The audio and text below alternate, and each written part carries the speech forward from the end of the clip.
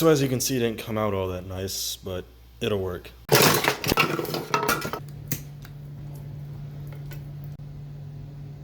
European. Oh shit, I gotta clean all this stuff up now. Oops. Yeah, that's the video. I made a new series. It's called Literal 3D Prints. You probably saw the title already. And yeah, as you can see, I printed the word European quite literally. Classic dad joke, but I thought it was funny. My dad also thought it was funny. He laughed.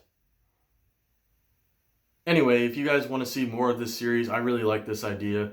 You can comment below what other phrases or words I should print quite literally. Maybe give an idea of how I should print it if you want. But basically, just give me words or phrases that I should print on my printer quite literally, like the one I just did.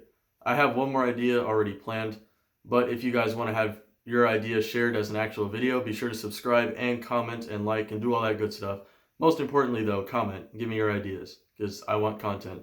And since we're all quarantined because of Mr. Corona himself, I got nothing better to do. Okay, that's all the time you get. I'm Callum from CIR Inventions, and I will be seeing you in the next video.